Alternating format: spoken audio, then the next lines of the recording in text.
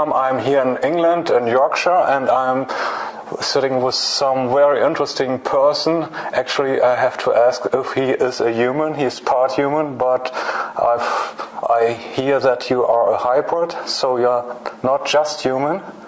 Simon Parkes is with me, and he's pretty well known in this area. You are in politics also. Can you introduce yourself? What are you, and what's your background? Certainly. Well, first of all, it's really nice to meet you. Thank you for coming and doing the interview. It's very good. You're a nice person, and I only do interviews with nice people. For those who don't know me, I suppose the best thing to start off with would be to say that I come from a family that's been with the espionage side, with MI5, MI6, National Security Agencies. Yes. So having parents that were in that sort of environment and that field, I suppose I was always going to grow up. Also Freemasons and so on? Or? My grandfather was. Okay. Yes, I think in those days women weren't allowed to join, so my mother wasn't. But my grandfather certainly was. So having come from a family like that, then you are going to be different to a certain extent anyway. Yeah. In terms of who I am, what I am, I think when we talk about hybrids, we tend to think of a very stylized head. So a person who has a head like a grey, yeah, and with a great big bulging back. Yes. This tends to be it. But you're right. Hybridization of human bodies is brought about because when a soul enters a body, particularly of a child in its mother's womb, you have to ensure that the energies around that body are matching the expected soul. Because if you don't do that, then the frequency of the soul will be different from the frequency of the body. And that does not work? Well, that's why many women say that something happened to their pregnancy. Maybe the baby was taken out and put back in again. Okay. That's generally done for a good reason, in the sense that it's making sure that, like you've said, that the soul and the body work. So I suppose it can be described as a hybrid, but not in the traditional sense. Not in DNA, but a soul? So my soul is 1/3. I'm trying to think for European, that would be 33.3%. Yes. A third reptilian, Draco reptilian. 1/3 mantid or mantis, and 1/3 hollow earth human. Hollow earth human. Yeah. So that's the soul. The physical body will be energetically very reptilian-like, but I don't look like a hybrid simply because the more you look like a hybrid, the harder it is to get about the planet you're on. Okay, let me ask, reptilians we can imagine, mantis, less people I think have heard about. What kind of a species is that? They're less well known.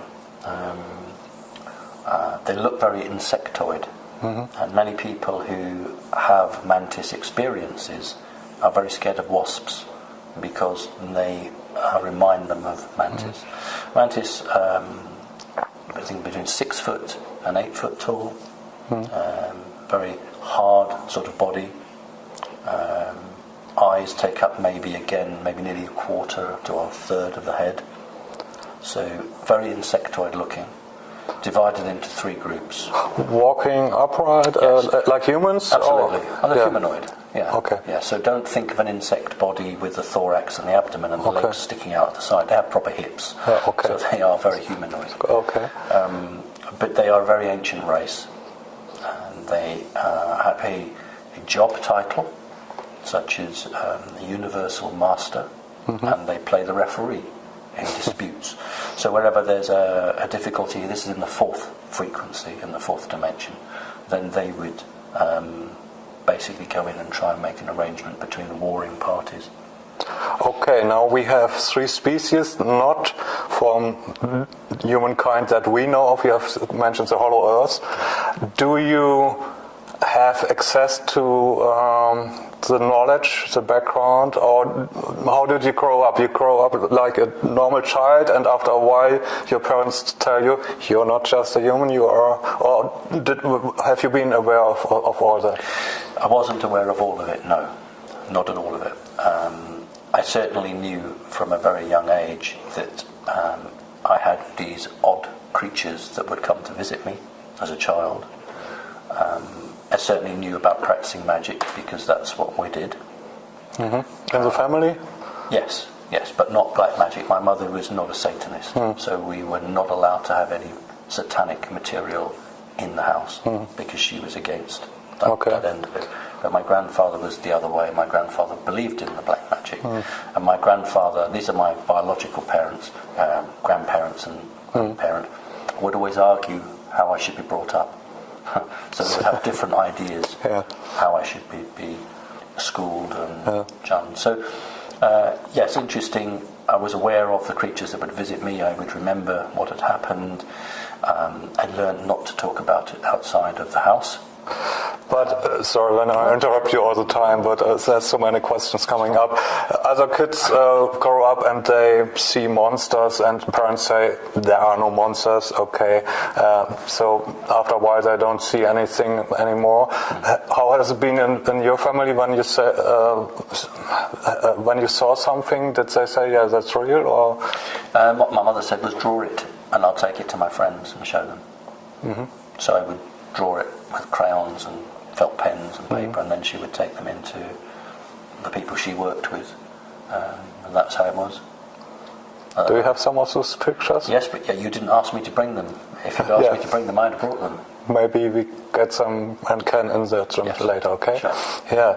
So, what are you really aware of now, or how did you learn about these species? Is it something you know, or is it something you had to learn? What Hollow Earth people are, or what I had to learn was the culture, the rules, the law for each group. But in terms of the natural situation within that group, that is my right, because that is what I am. But every group has its own etiquette, its own rules, specifically the reptilian, which is very, very into ceremony and ritual, and you cannot make a mistake in there. I remember once meeting somebody a very genuine person who had experienced the reptilians. Reptilians are very, very involved with the sword. The sword is very important to them. And one of the tests that you have to do is to throw the sword up in the air so it spins, and then as it drops, you're not allowed to go back from it. You have to catch the hilt of the sword. If you don't catch the hilt and it falls, but you don't move, that's okay. What's wrong is if you back from it. And he didn't catch the sword, and he said that was it, that was the end. It was terrible shame, great embarrassment, and he brought shame on that particular unit. And so he was out of the program. They didn't want to see him anymore. So very, very strict, no forgiveness at all with that particular race. Okay, now you're talking about MI5, MI6 with your family background. Stupid questions. Does everybody in this area have connections with aliens, or is it special, or is it on some level of military intelligence that you know about these things? No, I would think in any security agency maybe only 10% to a quarter. The high ranks or what? Not just the high ranks, what's called a need to know. You may have a specialism in a subject. You may be somebody who understands computers really well. So they would want you on the program cracking alien communications. So you would be briefed and talked to. So it's about what you bring to the organisation. So MI5, National Security Agency, will say, what do we need? What skills do we need? But no one gets the big picture, or only very few people. Yes, because if you have the big picture, then you can begin to put it together and understand what's happening, and then you become very dangerous to the organisation. In fact, the Americans and the British learnt with this compartmentalisation from the Germans. In 1936-37, when the Germans were building what became the Fritz X bomb, the first radio-controlled or TV-controlled bomb, guided bomb. And I think the Germans sank an Italian battleship with it. The 3 German companies working on it, and because they were 3 separate Gesellschaft, what they did was They compartmentalized all the teams, so no team from one company could talk to the team of the other company, and that set the model right through to this day. So that's where it comes from. So need to know is just the English, the good impression, the short word for it, but it was invented back then. Absolutely. And nobody knew that they were building a bomb, or what? The only people who knew they were building a bomb were the people at the end of the line who actually had the device on chains, because that's how they used to do it, and have it suspended from the ceiling. But the guys who were working on the TV camera, they wouldn't necessarily know. The people on the homing device wouldn't know. It's only when you looked at the casing of the device that was obvious that it was a device, a bomb. But they had all the technology in 1936, TV and homing. Did. Yes, they certainly did. So the Germans were the greatest inventors and absolutely ahead of their game. But then they'd had back-engineered equipment that they'd had from aliens. A crash in the Black Forest, probably about between 31 and 33. But then also the channeling from the Aldebaran group, the Vril Society and Truhl Society. So they were getting help. But they were brilliant because they put it into practice. It's not easy to find out if you find a piece of technology you don't know anything about it. Well, this is what my mother did. This is my job of my mother when she worked for MI5. Her job, she received documents in German from ex-German paperclip scientists who didn't fall into the hands of the Russians, who didn't want to go to America and wanted to stay in Berlin, and what was the British quarter of Berlin. But under the new federal law, they should have been arrested and tried at Nuremberg for war crimes. But they were too important because of their knowledge. So the new West German government made them stateless, and MI5 gave them British sovereignty, managed them, so that they couldn't be tried under German law. They remained in Germany, and when the major group of German scientists in America were overworked or couldn't handle a particular project, a piece of alien equipment would be sent to West Germany, to Berlin. The scientists would look at it, and the brief was always the same. What is this? What does it do? Can you make it do that?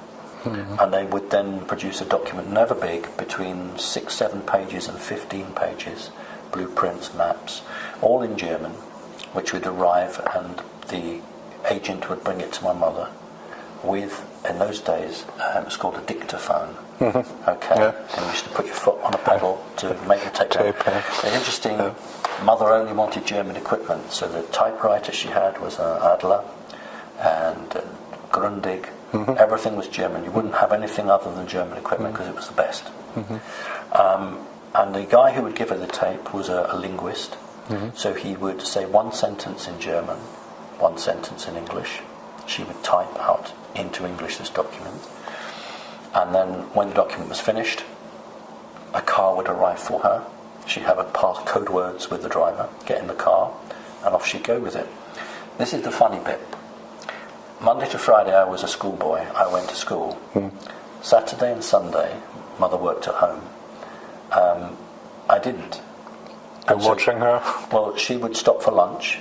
She would leave the document on the table and go and have a lunch, and I would read it. So for about 5 or 6 years, and we just read all the documents. And it was obviously deliberate, because when the agent, whose name was Paul Dunlop, that wasn't his real name, a real character, ex-RAF fighter pilot, had his own private aeroplane, had his own racing car, and his own other cars, and he took his name off a tyre.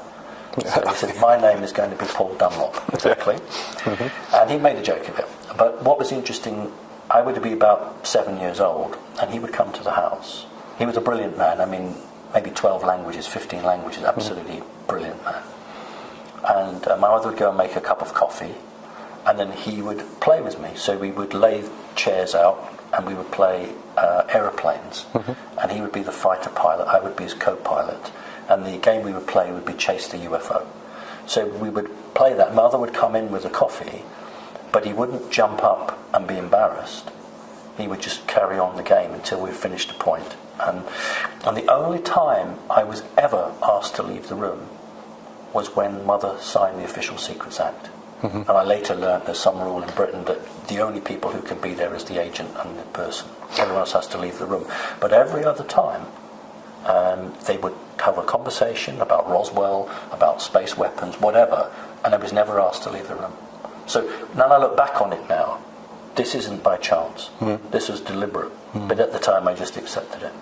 Was it your mother who wanted you to know all these things, or is it? No, that was the rules. Because whenever a television program, an ordinary television program would come on, that they wanted me to watch, they would say to my mother, "You must let him watch this. He has to watch this television program."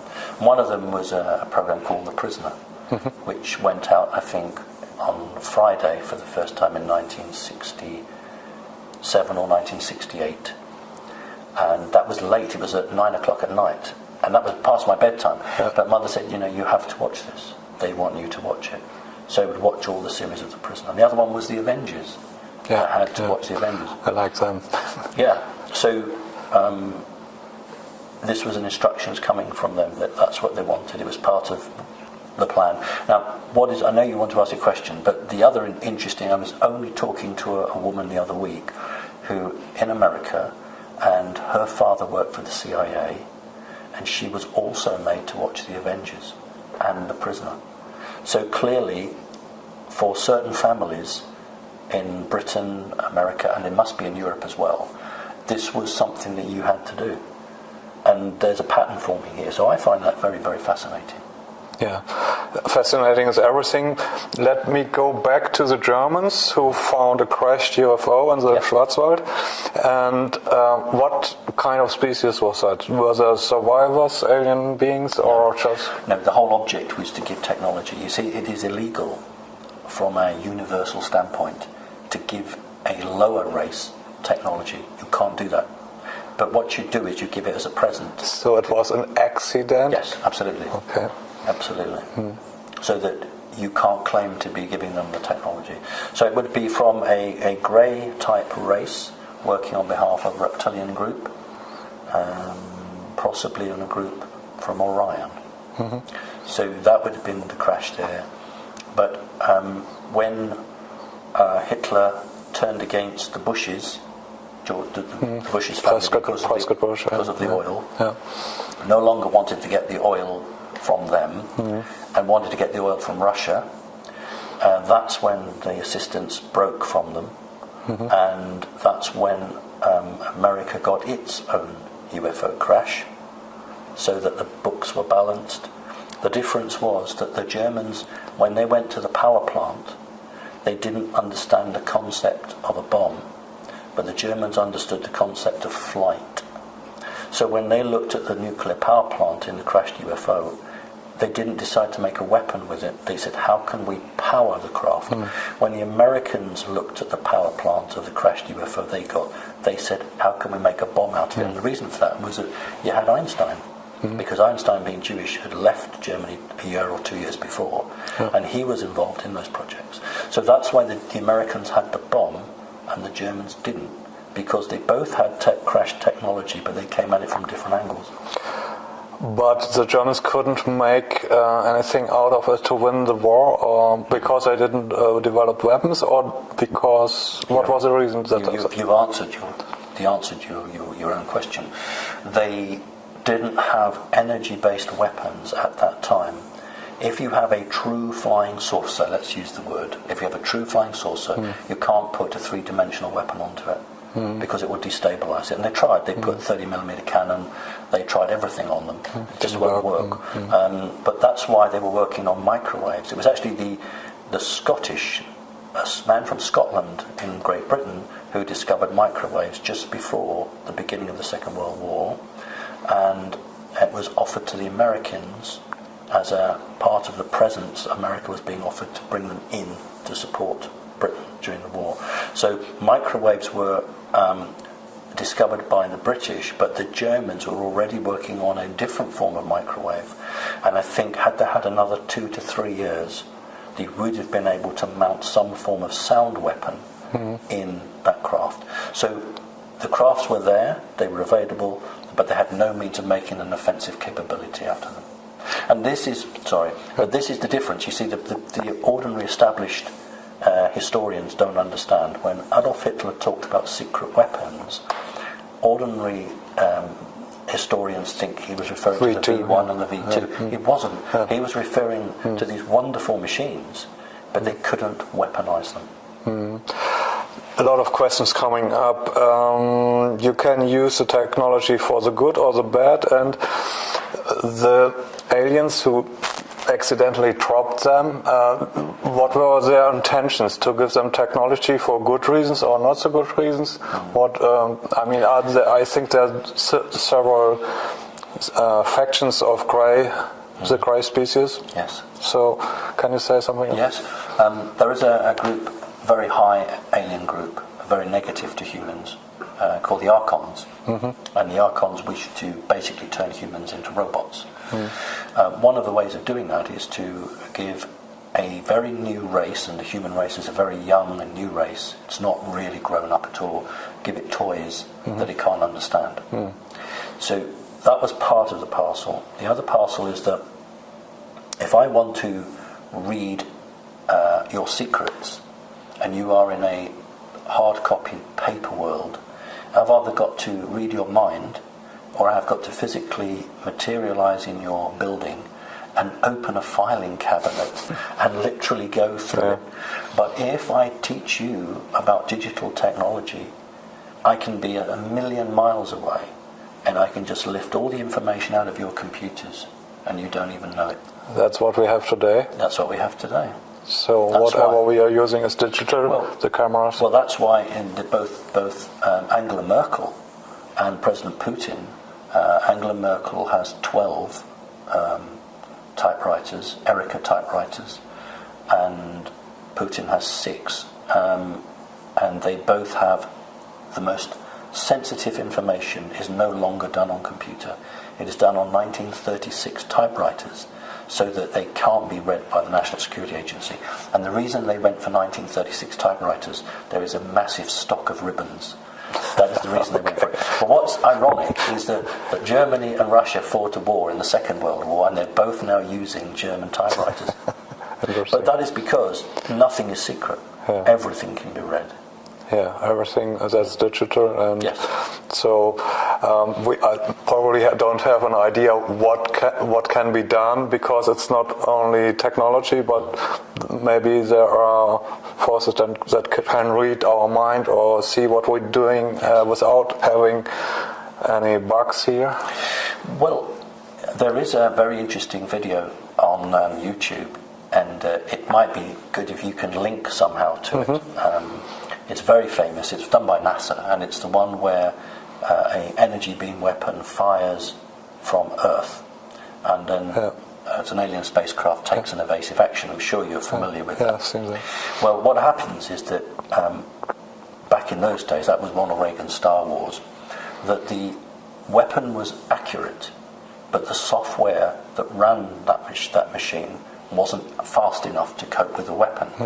Now what happens is that when in a control room somebody says fire, they read that and they're already moving away before the weapon fires. So what these major space weapons now are all automated. There's no human brain to read. Now that's why they're getting more success in hitting spacecraft now than they were 15 years ago. Because there's no human. If you're sitting in California or Atlanta, Georgia, and the weapon is 4,000 miles away, the alien piloting that craft isn't going to pick that up. Sure. So that's why they're getting them hit. So there are ways of reading people's minds, but there are ways of defending against that.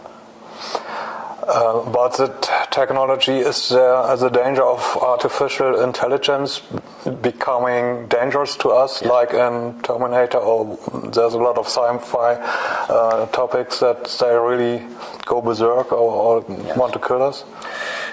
It's about controlling, it's not about killing. The whole object, literally, is to put a chip in everybody and control everybody. You see, 25 years ago, the top end of the negative Illuminati, wanted to destroy 3/4 of the population. Yeah. That don't need to do that anymore. That's not the plan. The plan is to put a chip in everybody, and you can control them. So the plan is very simple. Yeah, it doesn't matter whether you're in Germany, in Holland, or in Britain. You see not just young people, but everybody walking around with their phone in their hand. That's what they do. Every time you go onto a major street, people have their phone in their hand. Yes. So what they do is they say, right, well, we'll put an application in your mobile, and now when you want to buy something, you just go up to the counter and you can touch your phone, and that does it. The plan was, this was supposed to happen 15 years ago. They've been held up. The plan was they would then say, this is a real waste of time. Why don't we just put it in your hand? Yeah. You're so used to putting your phone down to pay for your cup of coffee that you just put your hand down now. And you don't need money anymore, and so then, of course, you can control everybody, because if someone isn't... Well, exactly, because they'd say, you attended a demonstration on Tuesday against the government. Yeah. We're turning your bank account off. Yes. That was the whole plan, but they're behind. They're very cross because they're 15 years behind with their plan to do that. That's a good thing. Oh God, it is, absolutely. So we're coming from the past to the present, and of course there's many years between that, and universes we can talk about. But now we are here, and there was 2012 when we thought maybe that's a year where everything is changing, and then we saw, they didn't really change. But now we see, and my impression is that things are changing. Now we have 2015, it's not 2012. Do you see a change in humanity? Are people waking up to all these things? And is that a game changer, or where does it lead? On the 21st of December 2012, there was a massive change. The problem is that most people wanted the sky to rain fire or the ground to open. Something to see. Yeah. Something to see. Even in the Bible, it's God, give me a sign. Yeah. God sent a flaming bush. So we are in a physical 3D world, and we expect that. No, that's not how it is. It's about energy change. And in all of the major countries, Western countries, crime has gone down since 2012. Oh. But what has happened is the vicious crime, the nasty crime, has gone up. Yeah. But the overall crime figures have gone down. And that is because good people are getting better, people average are getting good, and the bad people are getting worse. So we are going to have a division between those who clearly understand one way of life and those that cannot change. And that's where we're going. And that is from 2012. So we have a game between black and white, so to say, good and bad. So and there's aliens, different, a lot of species. I think we've just mentioned a few. I think there are probably more, and they can be good or bad or something in between. Can you tell something more about those species? The important thing is that when we talk about good and bad, we have to be very clear from which perspective we're looking at. Shocking as it is for your viewers, for the reptilians do not believe them, the draconian reptilians do not believe themselves bad. They believe they have an absolute right to do what they do. So they would be absolutely shocked if you thought they were bad. So we're looking at it from our perspective, but what we use is common rules, common law, and that no one species has the right to harm another. That's my view. You have no right to force another one into slavery. So if we are looking at those who wish freedom, they must be good, and those that don't wish freedom, well, maybe they're bad. So we have two key players. We have the Draconis reptilian, and we have the Archons. These are the two major players, and unfortunately they're both very, very negative to the development of humanity. The Archons are not reptilian, or...? No, they're not. They are more of an energy-based form. They may have a reptilian signature to them, but they are of a very different life force. I've heard that the Nag Hammadi scriptures found at the Black Sea addressing the archons a lot. Yes. Is that right? Yes. And so Well, this is where, of course, where Jesus was taught. yeah, and they are how much influence? And is there a fight between these forces, or are they working together? Or No, the reptilians would not accept that they were being manipulated. Too proud. That they suspect it, and they know it really, but they get something out of it, so they play the game.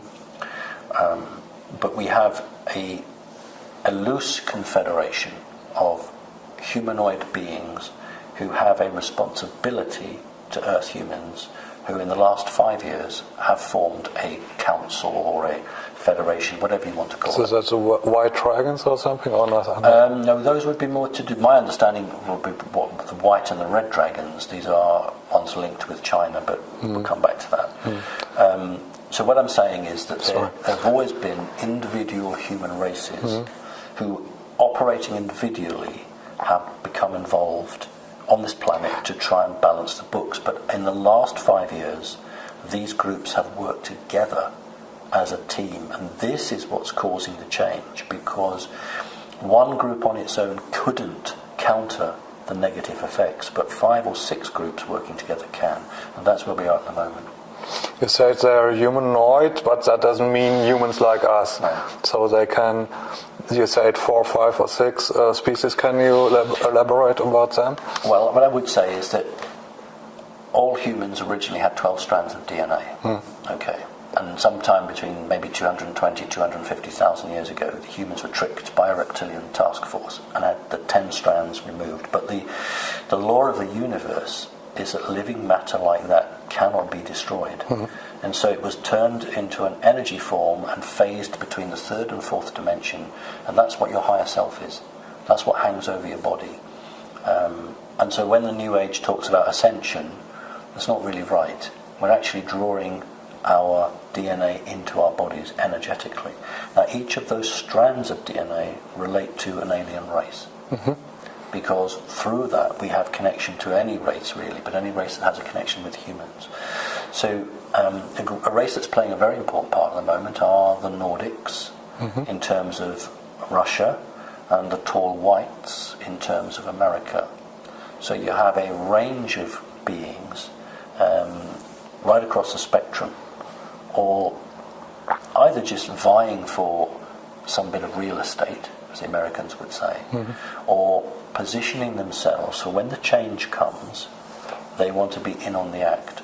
And you know, if nothing else comes out of today's meeting, what I would say is the most important time for humanity is when one system falls, there is a vacuum, and then the humans hopefully get their act together and build a new system. But that's when the danger is, this vacuum period. And that's when we would see someone like an Antichrist or another organisation putting itself forward, offering the solution and salvation. So that's when you know we have to be careful that people don't come in selling us a solution to a problem. Yeah.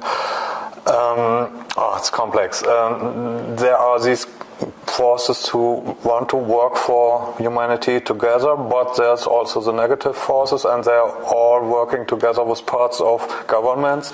Let us take America. Does the reptilian and the draconians have influence on the government, and are there different factions in America and in other countries also who are fighting against each other? Well, the tall whites influence the American military. The Draconis reptilians influence the politicians, and also the most elite in the money side. So those are the highest families. They are the real movers in terms of that. There is another race, an interesting race. We've referred to them as the Anunnaki. And there are some very Anunnaki-looking creatures that associate in America. So America, unfortunately, at the moment, is very heavily led by negative off-world entities. Whereas China at the moment is 50-50. China is choosing to meet both sides, so positive and negative. And China is, of course, just interested in money, so it's playing a double game. Russia, of course, now has turned its back on the Draconis reptilians and is now just working with what we call the Nordics. The Mossad in Israel, working with some very unsavory off-world creatures. So every major country that is a major player or can claim a bloodline will actually have access somehow to one of these races. Now, if you were in dear old little Belgium or Luxembourg, you don't have access to any of that. But you might have an individual in your government who does. And so that's what these little governments, these little countries do, is they try and bring people into their government as advisors who have links. And then, of course, finally, we have the Vatican.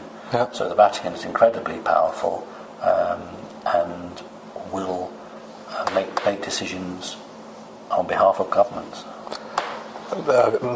Talk a little bit more about the Vatican, because we think they are not just positive. Some people say there's satanic things going on in the Vatican. Is that true, or are there different factions also in the Vatican? There are different factions in the Vatican. If you have access to the future, and the Vatican certainly does. Project Looking Glass, or is that something else?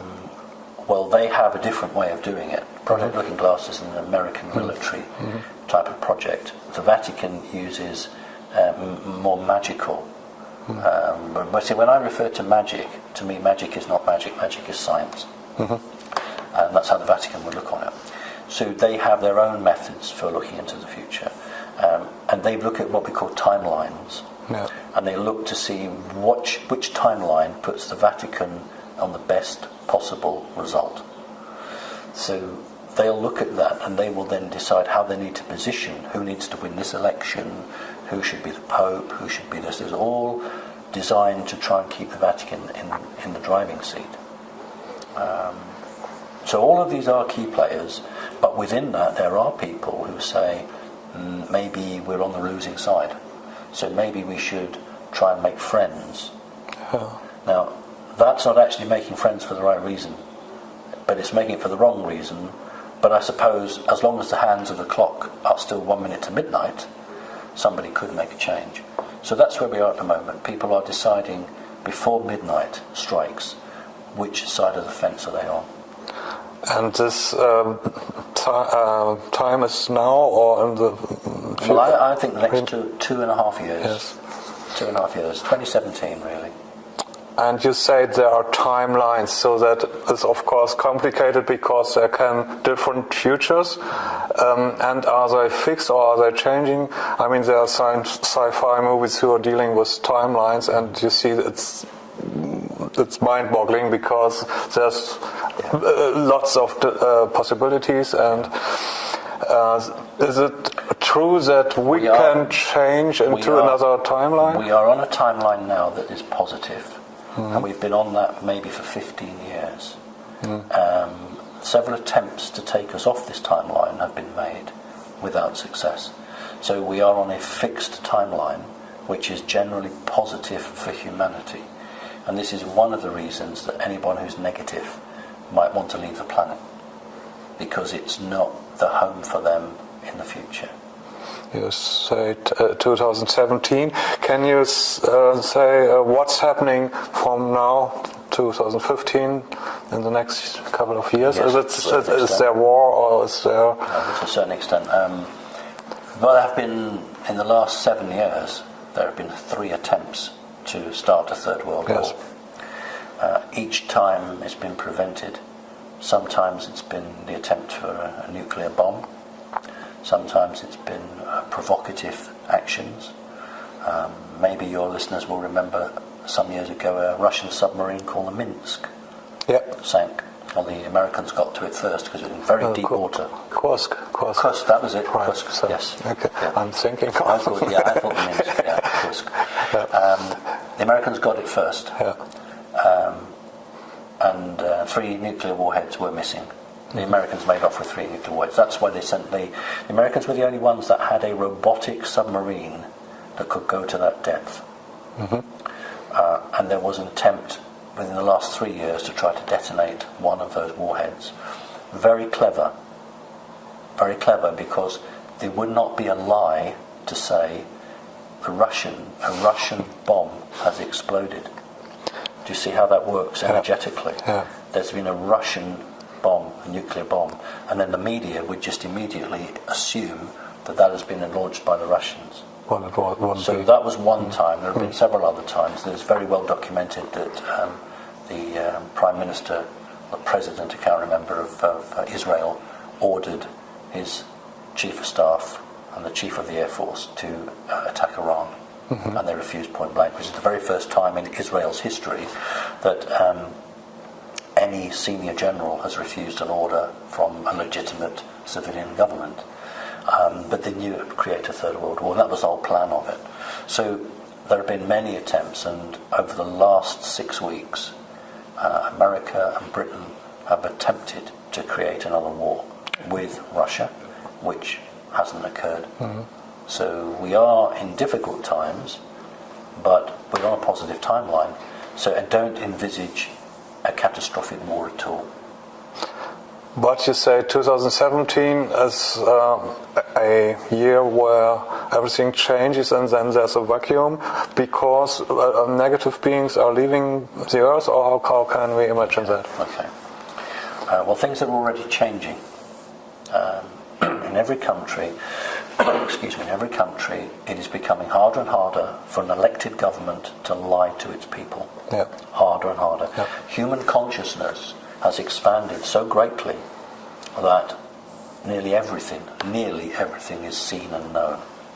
The elite still have the ability not to prosecute people, they still have the ability to cover things up, but the truths are coming out. So I don't want the viewers to think that come 2017, it's already happening. It's a process. But what we're looking for is an economic change, because all people are so controlled with money. Money controls people, and the only way that somebody is really forced to look into themselves and to question anything is when their bank is hit, when their money is hit, when they don't have any money. That's the only time people are bothered. So I think what we're looking at is some form of economic problem, which then makes people question their government, and that's like a snowball rolling down a hill. And that, I hope, will be the emphasis that makes people start to question everything. But you say you hope you can, this timeline, this future is not fixed, it can change. Oh, yes. Are we creators like Yes, and absolutely. can we change the future? Well, that's why we needed, in 2012, a critical mass of people on the planet to have moved spiritually enough to show that the human race was ready. And when you have a critical mass of people, if you can actually get them working together, you can really create something out of thought. There is still a possibility that we could be jumped to a more negative timeline. It's unlikely, but it is possible. So that's why I'm always saying I can't be certain. Sure. But I'm certain enough that this is the best position we've been in. I know it doesn't look it, but we are actually in the best position. The only thing is we are behind our schedule. The positive forces and the negative forces are behind also. So Yes, but the point is that the humans in their development the last 6 months have been slowed down.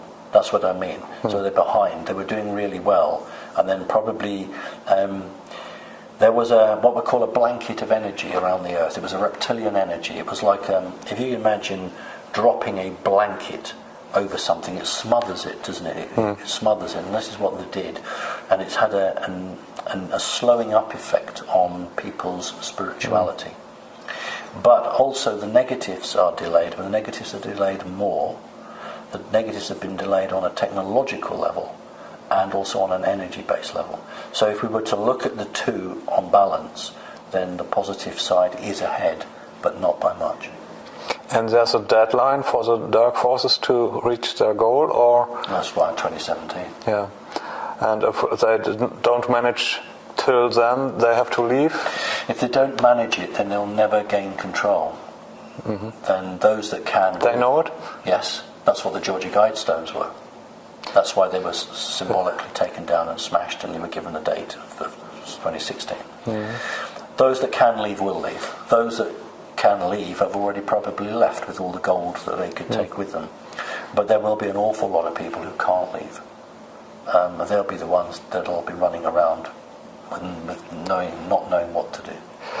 Can you elaborate on how many aliens of several species are on Earth? And very few. Draconis reptilian, just a few hundred. And greys now, because lots of them have been removed. Again, if we're pushing 1,000, I'd be surprised. Nordics, just 3, 4, 5, 6. Because they will come in for a meeting and go out again.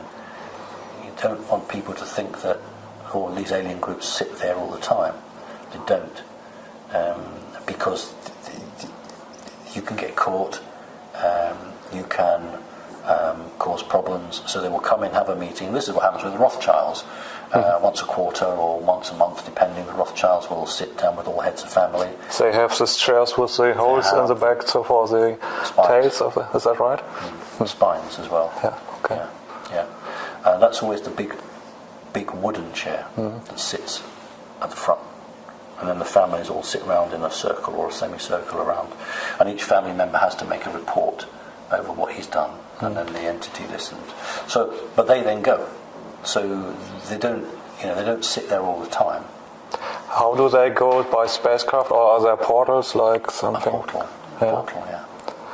And has it to do with the portals 2017 that they are being closed or something? Yes. If you think of a mine shaft, lots of coal mines in Germany, and you use wood or something to prop those coal mines up, over time they begin to collapse and you have to shore them up with more wood. Well, part of the CERN collider, the CERN device, was to literally push energy up the portal to push it back out to maintain it because it's collapsing. That was one of the reasons for the device. And did it work? No, it didn't. The machine collapsed, the machine broke. So they've got, and that's why they're desperately wanting to revamp it. They've got till 2017, because by 2017 this particular portal will collapse. And this is the major portal linking to a fourth dimensional area. And without that, they can't bring any more reserves in. There's so many questions, and I don't know what to ask next. We have to come to an end of this interview, otherwise we can't talk for hours. But Hollow Earth is interesting for me. So the Earth is hollow? No. Not at the physical level? No. You said you come from Hollow Earth? I know, it's the terminology. I don't want you to think of a ping pong ball. It's not like that. It is perfectly possible to bring another dimension into a solid object, and when you create another dimension into a solid object, then the object within that field doesn't exist. So you can have a fourth dimension in a third dimension object. I see. But the chair or the table isn't there. So it's called Hollow Earth because it appears to be hollow, because you appear to have a community living in Earth. But if you were to send sound waves through it, or a probe, unlike the moon, which is hollow and has given a hollow ping back, but with the Earth you would actually have a solid thing, because we're talking out of phase with a third dimension. Will we have access to higher dimensions in the future? When every human regains his or her 12 strands of DNA, people think that this is what they're about, this is what humans are about. This is not what humans are about. When humans connect with their 12 strands of DNA, they will learn what being human is.